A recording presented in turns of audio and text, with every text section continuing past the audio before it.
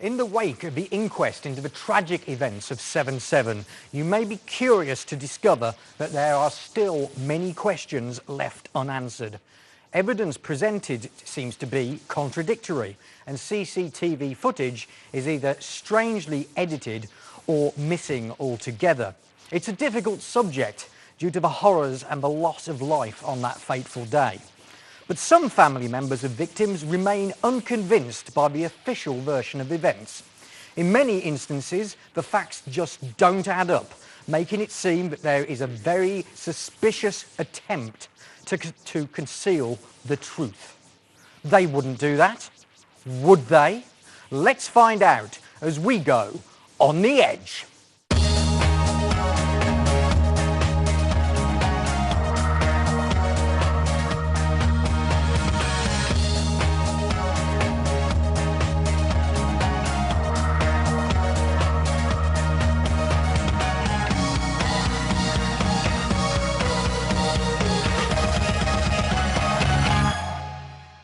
Good evening, everybody. Welcome to On the Edge. I'm Alex G, your host.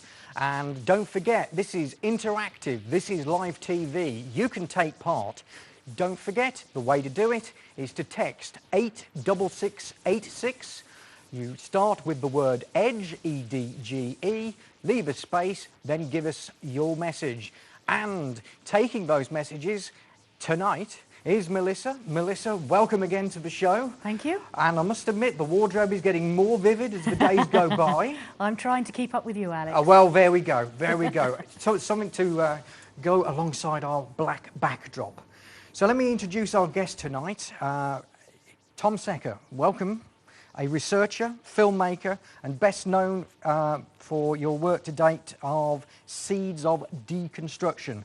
A very, very sort of tight expose of where the facts don't quite match in the 7/7 inquests and evidence that has been presented to the public. Now, please tell me, what actually inspired you to get involved in doing a movie like that? Well, I mean, I've had an interest in researching terrorism for many years, ever since I was a student, really. Mm-hmm. And when 7/7 happened, I instantly felt that, you know, this was something that didn't really add up, that what we were being told probably wasn't true. Mm-hmm. Over time, it's become clearer that it really probably isn't true. And mm-hmm. I felt that the existing movies that were out there that were about 7/7 mm-hmm. maybe didn't cover everything that they should do, and that there were other things to look at. And so I felt it's time for me to enter this and do my own work on it. And certainly the difference between, I think, your movie and many others out there is you don't get into conjecture. You stick very much to the facts and let them speak for themselves. Yeah, certainly, or at least the reported facts, at least, mm-hmm. you know, what it is that we've been told, what reports say, what the media have said, yeah. Right. Well, I think we get straight into a video clip at this mm-hmm. Point, and this is video clip number 3, if ET can stand by on that. So we'll just have a look at this. Now, this is actual footage from Luton. Yeah, from Luton Station car park. Okay, and here we see that now. So talk us through it. What have we got here? What's going on? Well, this is at about 10 to 7 on the morning of 7/7 itself. That car that you can see that's moving is being driven by Jermaine Lindsay, one of the 4 alleged bombers. Mm-hmm. He's just he's been in the car park for over an hour, and now he's just reparking there on the right. Yeah. And I mean, he's come across from Aylesbury. He's waiting for the other 3 to come down from Leeds. Right. And he sits there for a minute, and mm-hmm. and you'll see it in a sec that this is footage that the Metropolitan Police put out. Yep. Yet there's this mysterious edit of about 88 seconds. So we're actually going to see a clip here for some reason. And there's the cut. Yeah. So why is that? Why have we lost 88 seconds? Oh, look, there's a Jaguar. Well, in that space that's in the foreground, you see another car has appeared in that 88-second gap. Mm-hmm.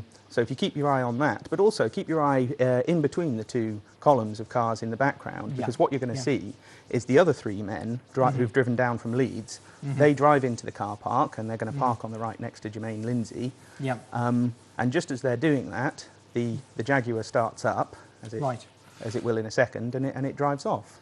So literally, this is where we've got the majority of the suspects together about to make their trip to London. Well, they're just about to meet up that morning, yeah. Yeah. And that's the Jaguar driving off, and you'll see the other car coming in at the back. Right, so... And then there's another mysterious, I think it's about 76-second cut, just Yeah. as the Jaguar is driving past them. Right, right. And there you go. So we get another cut in there. And this isn't faulty equipment. This is literally a very strange edit going on. Yeah, I mean, they've explained that there were malfunctions with other CCTV systems that morning. They've never said anything about Luton Station having that problem, so we can only assume this is something that the Metropolitan Police or some other authority has actually cut out of the video. They've just, you know, taken those sections, they've blacked them out. Could they possibly be saying, oh, well, there's nothing to see there, we shouldn't worry about that, it's not really important? Do you think that's going to be their line back on that? Well, if the pressure is applied and people start forcing the question, that probably is what they're going to say. But, I mean, where it gets really quite spooky is that 9 days earlier, on the 26th of June 2005, three of the alleged bombers took a trip to London, and this has been dressed up as a sort of dummy run, a rehearsal or surveillance operation. So we've actually got footage of that. This is video 1, so if VT can look to roll us video 1. So don't forget, we're looking 9 days before here. Oh, and there's the Jaguar parked in the same place again. Yeah, it's parked in the exact same spot as far as we can tell, and the car that's highlighted in the little green box, that is Shahzad Tanweer and Mohammed Sadiq Khan, I think, driving down from Leeds. There they go, they park again, and a minute later in that footage they go off into the station. So the question is, you know, what's that Jaguar doing there? I mean, it's certainly not a parking space per se. No, we're actually looking there at somewhere where you can guarantee a traffic warden would be sort of looming within seconds, if not minutes. Yeah, perhaps to actually zap them on that. So something suspicious there. Now, you were saying about that footage, the first clip we'd seen there had been about for ages, but it was only with the Inquest that we actually got to see this previous 9-day earlier version. They had released some of the dummy run CCTV footage about back in, I think, 2008 they released some, and I think they released something just in the days after 7/7. But that particular clip that shows the Jaguar in Luton Station car park on 28/6, we've only seen, that's only become available in recent months on the Inquest's website. And obviously they've had that footage for a long, long time. It's only now that it's been made available to us. So it's only now that we can see that that Jaguar seems to be in the same spot at the same time as the alleged bombers are in Luton Station, and only in that spot at the same time as they are in there. And you would think any inquiry would look into just eliminating that Jaguar from the inquiry, just so that people like us don't come on TV and go, what's going on with the Jaguar? Yeah, sure, you would have thought that the police in their extensive £100 million investigation into 7/7, I mean, they had that CCTV within days of the attacks. And you would have thought, analysing that, they'd look at it and they'd say, OK, what about this mysterious car that's parked there on both days? Let's try and find out who that is, even if, as you say, even if it's just to eliminate them from the inquiry, even if it's just a red herring.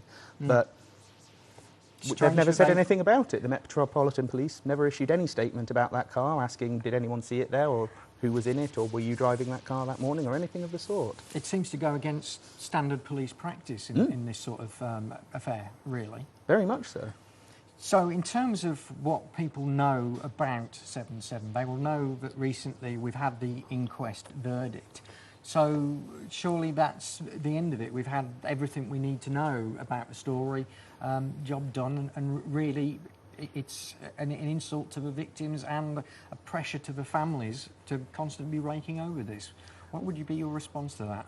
I'd say that, I mean, in reality, if you, I don't know whether you saw this, but there was a press conference on the day of the inquest's verdict that they had with various relatives or of victims and survivors, and a high proportion of them, you know, almost all of them, in fact, were saying, we're still not satisfied here. We still think that there should be a full, you know, independent public inquiry to look at all of the outstanding questions. And I don't know whether that Jaguar would be part of that, but certainly there's a lot of questions that they still have.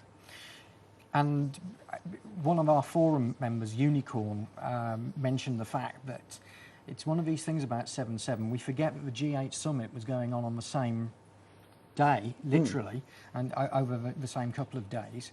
And it's almost like their whole agenda was changed when this event happened?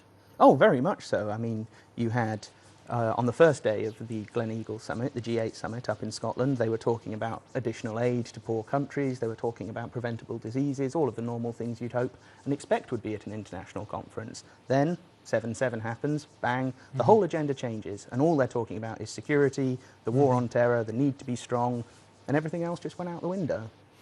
Okay, well don't forget, text in your comments on 86686 with the word EDGE, E-D-G-E, at the start, then follow it with a space and your message, and we will be right back to hear your comments.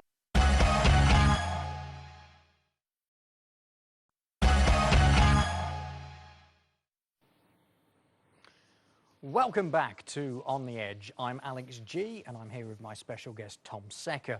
But first, let's go and see what's been happening on the texts. Let's see your comments. Melissa, what abandon do we have from our texters? A few text messages starting to come in now, but before the break, Brian77 from our web forum has said, glad that you've got Tom on the show. He said, Seeds of Deconstruction is a very thorough documentary. Oh, a compliment, lovely. Yes. That's what we like. Dennis says, why aren't the Met investigating more thoroughly who or what is scaring them off? And he also asks, can you read the number plate of the Jag? That's an interesting thing. I suppose this is down to the quality of CCTV. Is there anyone who's been able to forensically analyse this? Not that I've seen. I mean, I've looked at that clip a number of times myself, and a lot of other people have. I've never been able to make out a number plate, and I don't think the footage is of good enough quality, or certainly not the releases that we have already. It certainly is this thing with CCTV footage that it's very difficult to make anything stick with this quality of material. Yeah, the resolution just isn't there, the quality of image just isn't there. So if we move on now to some of your major problems, let's say, with the 7/7 official story as it stands, I gather there's an interesting little aside concerning explosive residues at all the bomb sites that we're talking about here. Yeah. So what's the story there? Well, I mean, the story is that in the initial days after 7/7, all of the reports unanimously were saying these were commercial or military-grade explosives. Yeah. They then discover this supposed bomb factory up in Leeds, and the story changes, and they say these are now acetone peroxide. They are homemade explosives, TATP, HMTD, that kind of thing. And they've maintained this story, and it's in all of the official reports and in all the media coverage. Yeah. But the problem is, and they confirmed all this in testimony at the inquests, is that they never actually found any chemical residues of the explosive used at any of the 4 locations.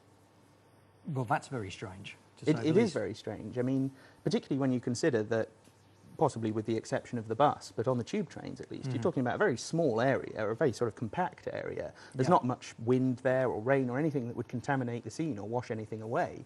Normally, in that kind of attack, in that kind of explosion, you would be able to identify the chemical residues within a matter of days. It shouldn't be ambiguous, and yet we're told there's just no evidence for this. Yeah. And so the question, what caused those explosions, we essentially don't have an answer to.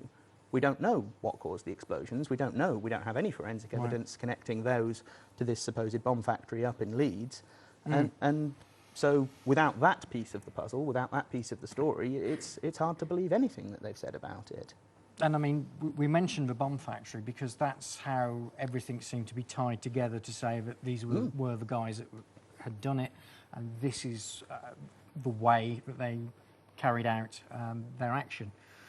But I gather you were saying there's something very interesting about that bomb factory in terms of what was and what was not there. For instance, a lot of papers have covered the fact that in the bath, that's where they made the explosives. Yeah, that's supposedly where they, brewed them up and mixed the ingredients together and actually produced these bombs. And for years, this was the story that, they boiled up the bombs in the bathtub kind of thing.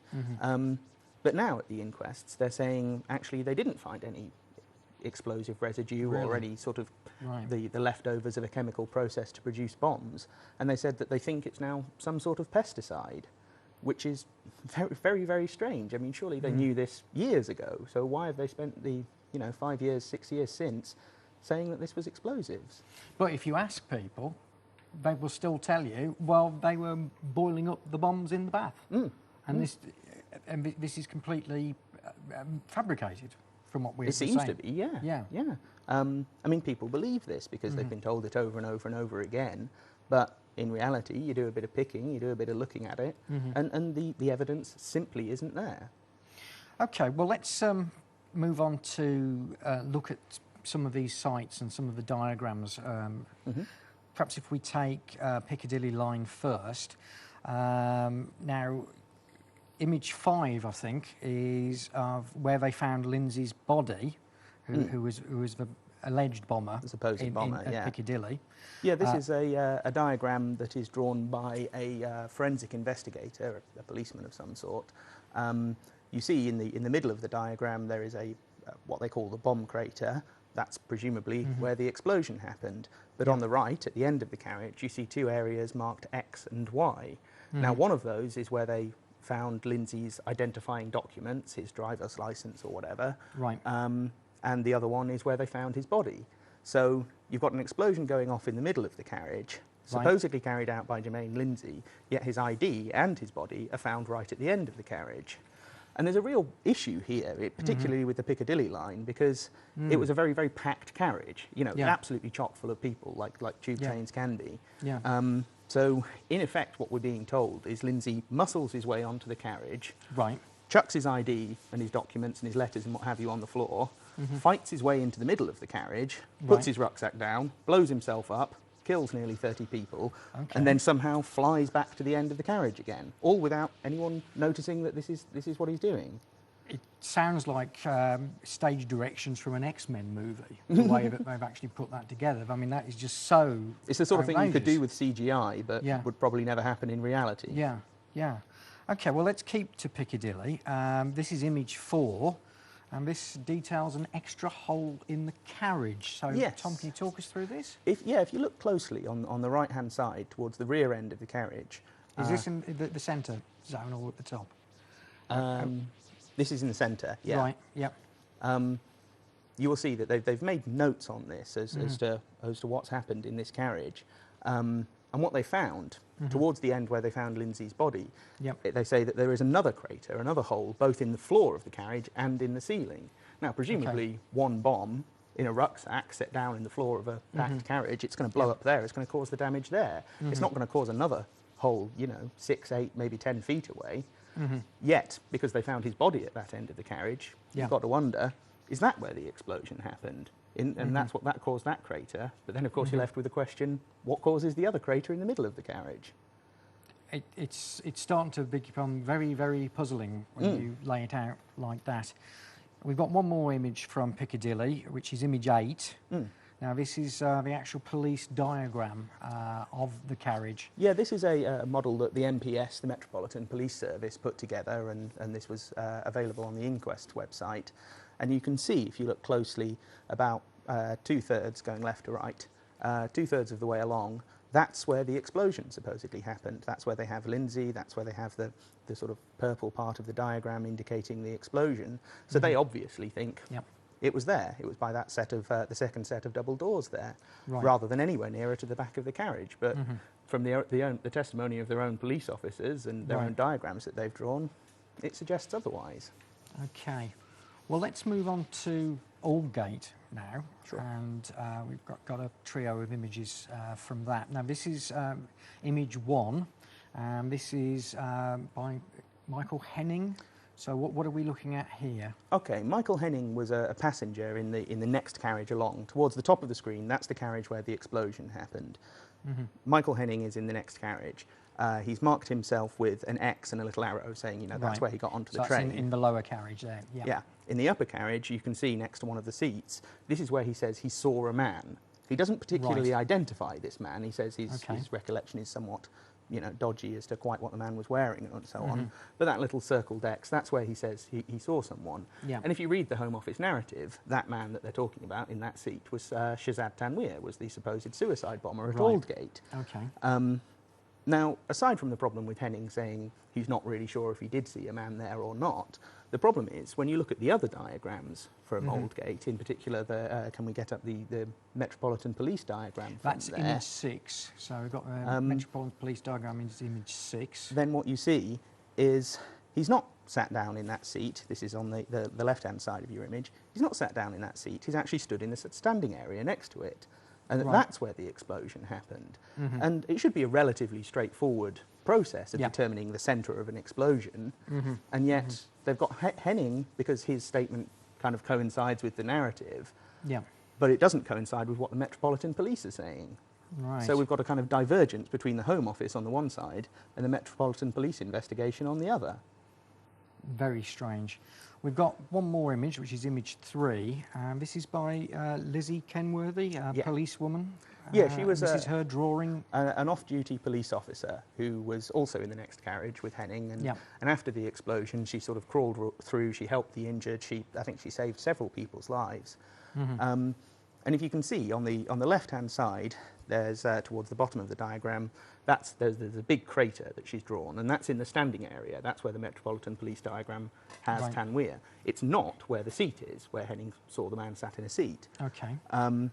You also have significant damage to the whole area down from there towards the back of the carriage. And also, if you look at the top, just right of centre, she said that further up in the carriage, there was another hole in the side of the carriage. So how have you got an explosion, taking place on the left-hand side, and then 15 feet up the carriage, on the other side of the carriage, it's somehow blown a hole in the side of it? This is quite extraordinary, and we're starting to see a pattern here where the physical evidence doesn't marry up with anything else that we're getting. Yeah. Which is very, very strange. Tell you what, let's tackle Edgware Road now.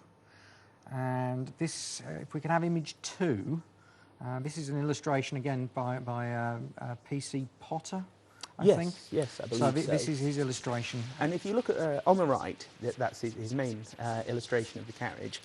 You see he's drawn a crater, a hole in the floor, right in the middle of the carriage, in the standing area between rows of seats. And he's put numbers around. They are where they found bodies of people who were killed. Now, the problem with this is that most witnesses, incidentally, do support that sketch. Most people in the carriage do back that one up. But if you look at the Metropolitan Police diagram of the same scene at Edgware Road... which, if we can pull up image 7 on that. So image 7, this is the actual Metropolitan Police sort of this is illustration of an official, if you like, official diagram.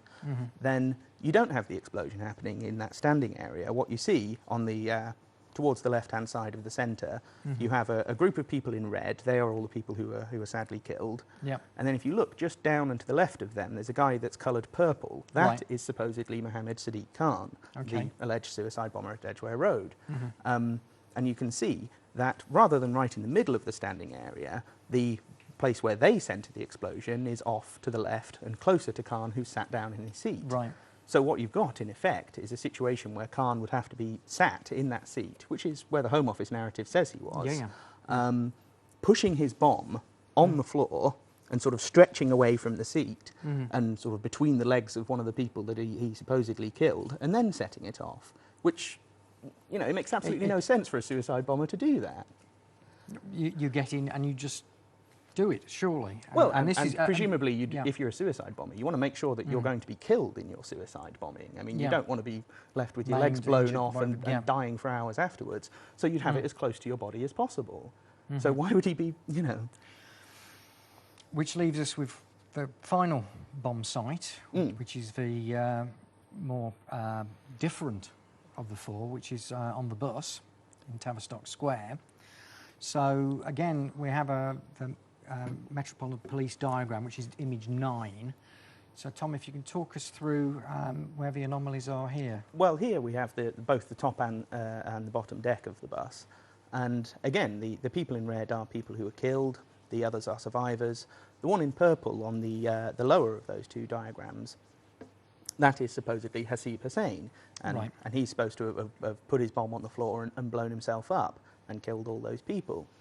Now, there's two sort of critical problems here. that is essentially what the narrative says, and that is what all the photographs say, is that there was an explosion on the top deck towards the back of the bus, towards that side. So that's all fine. The problem is, what places Hasib Hussein there? And the thing is, none of those surviving witnesses in the nearby area really remember seeing Hussein. And some of them, you know, would have been staring straight at him.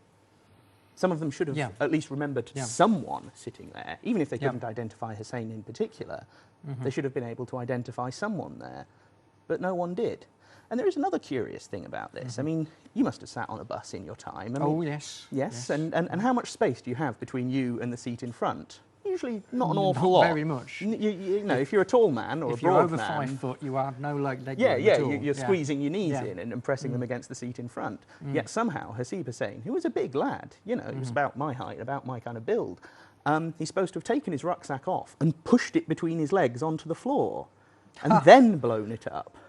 Well, I've tried that with 2 bags of shopping and not possible. It doesn't really add up. So, you know, the implication is that none of these scenes are truthful representations of what actually happened. So when this was presented at the inquest, didn't any of this get twigged? Did no one go, excuse me, there seems to be some anomalies here? Not the lawyers in the inquests, no, and not the coroner at the inquests either. Even though this is pretty fundamental stuff, you know, where did the explosion happen? Where were the people who were killed by it? Surely you would need to have that information in order to ascertain any kind of cause of death, which is the purpose of the inquest.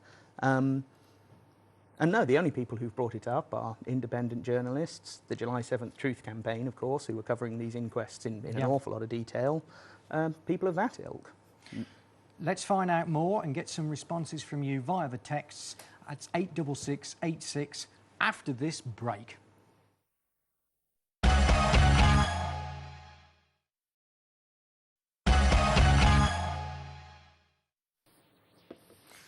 Welcome back to On the Edge. I'm Alex G, and we're here with filmmaker Tom Secker talking about 7/7 and some inconsistencies that the inquest didn't actually pick up on.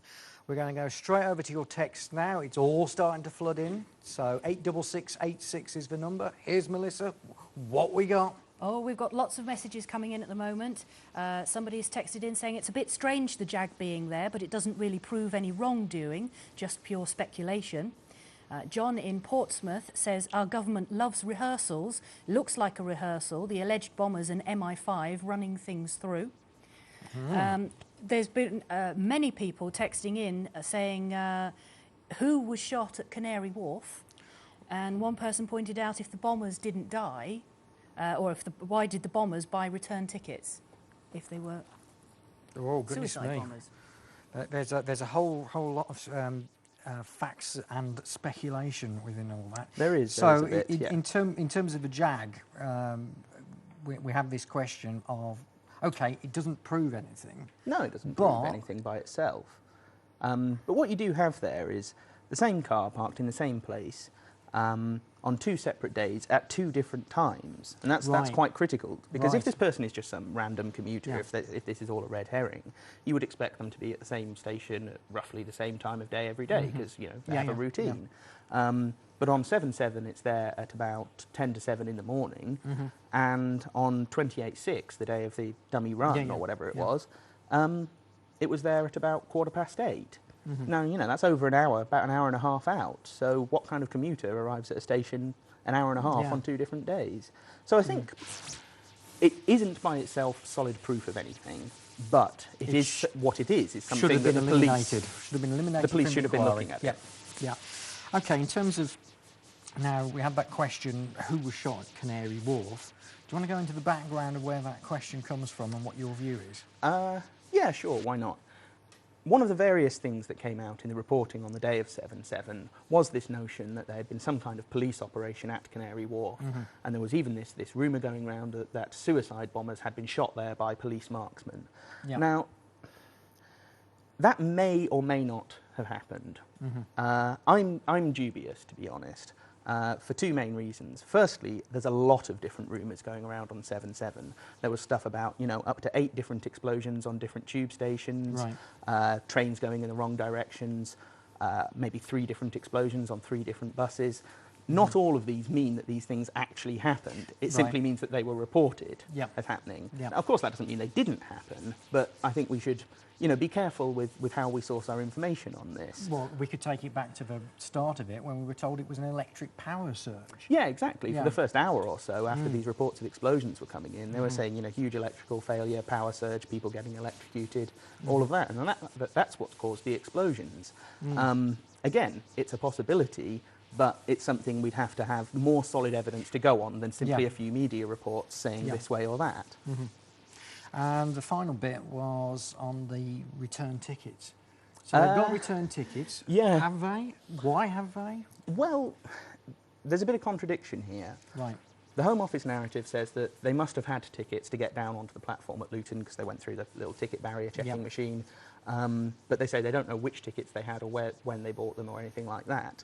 The mainstream media, I think it was the Mirror, ran an article a couple of weeks after 7/7 saying, was it suicide? And one of the things they cited as part of this question was the fact that these guys bought return tickets.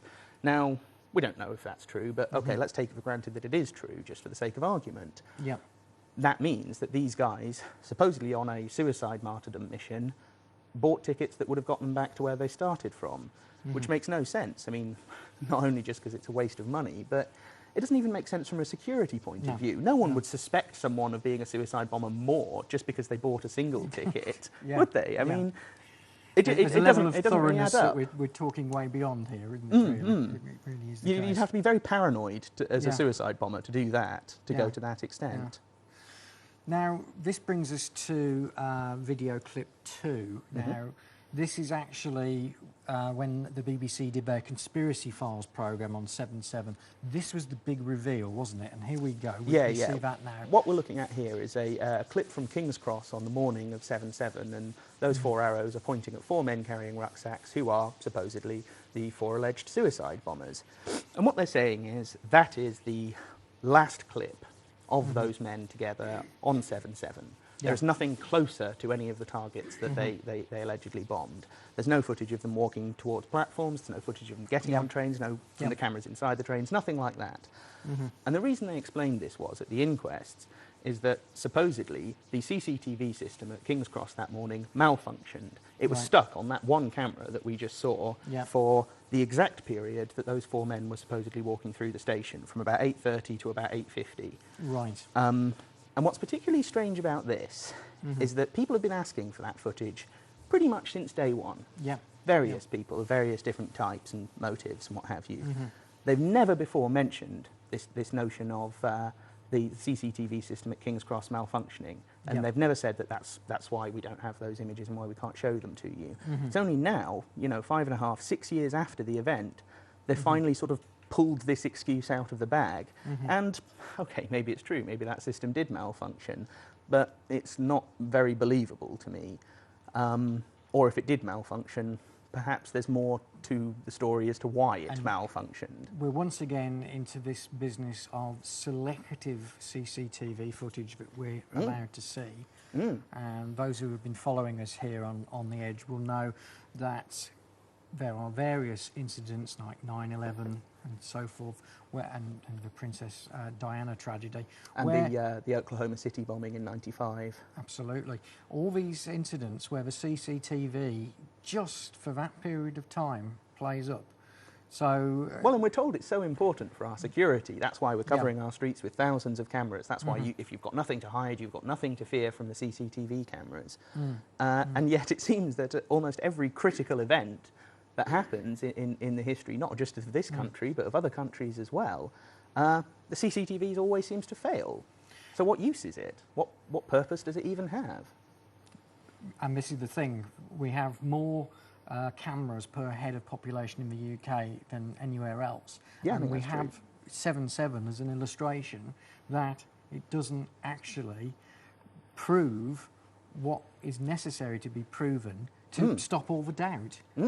And people are going to say, when they see this programme tonight, they're going to say, well, yes, there's an anomaly there, there's something strange there, and in your film, Seeds of Deconstruction, you start by actually explaining the history of false flag terror incidents, Covert ops, covert public operations, deceptions, all of etc. that.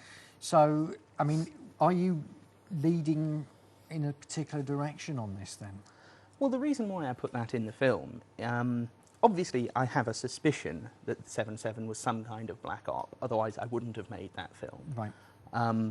I don't know it was the case. I'm not pushing necessarily to say that people should believe that that was what happened.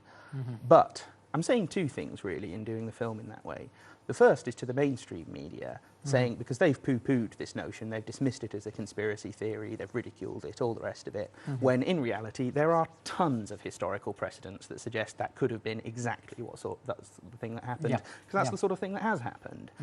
But I'm also saying to the more alternative media-minded that if you're going to maintain or argue the case for 7/7 being a black op or a false flag or whatever, then you have to know the history. You have to know what a covert op looks like before you then go and investigate 7/7 and say, well, okay, this is where it might match up to that theory, this is where it doesn't. The evidence takes you in different directions. You spot the patterns effectively, and that's the key to it.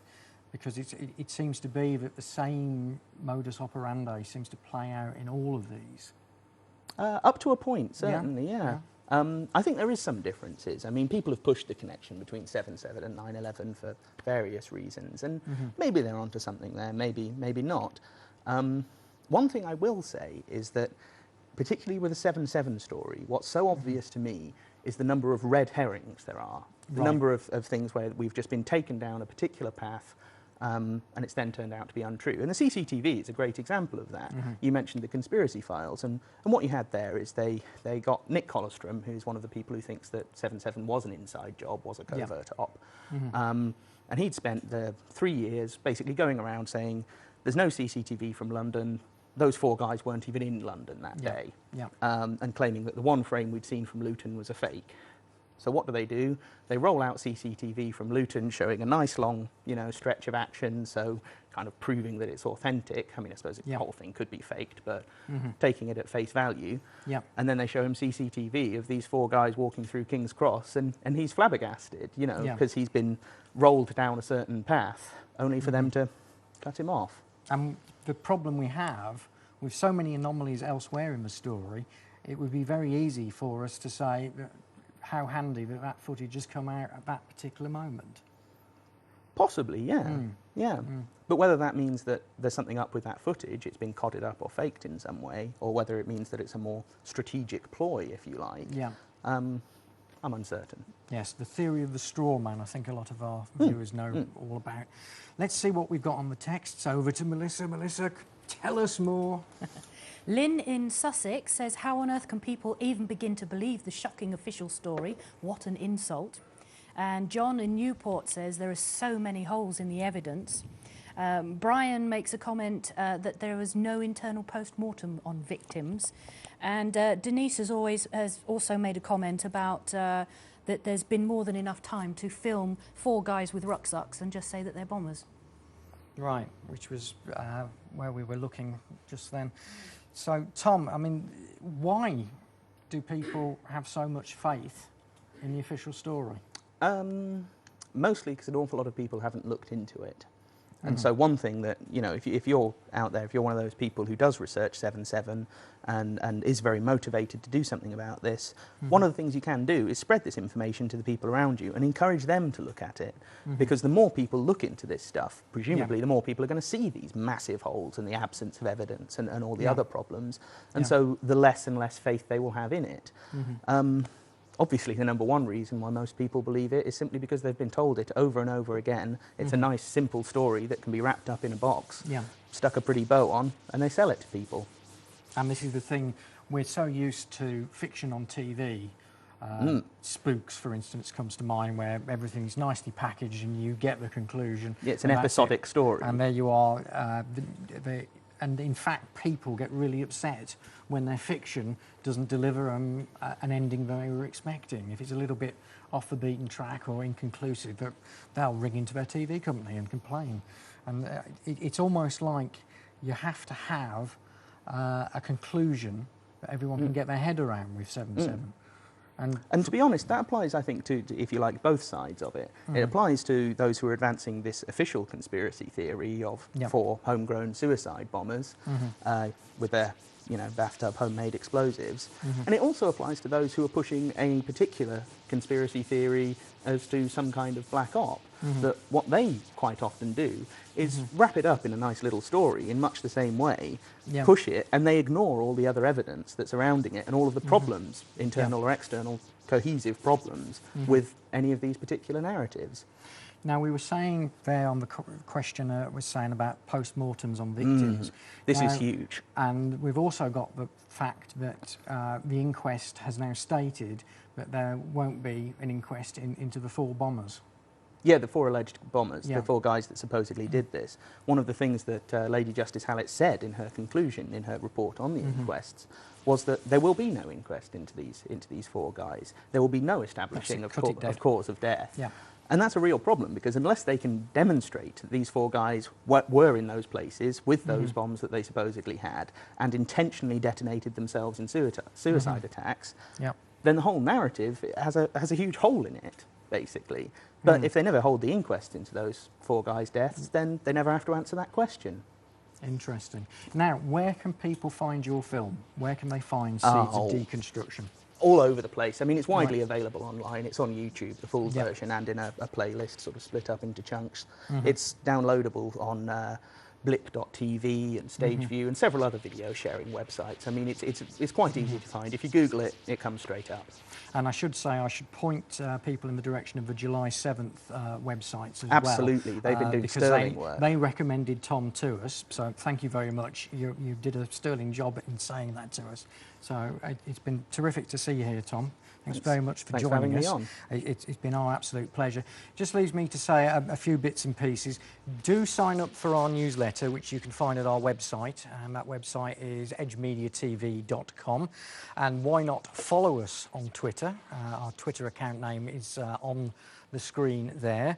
We could do with lots more of you, and you get the full up-to-date information there as to what's coming up on the Edge and through the rest of Edge Media TV. So I hope you go and join us on our forums at edgemediatv.com. Come and see what people have had to say about all this. There's been some real ratcheted up debate, which leads me to say, under the radar, around the world, you've been on the Edge.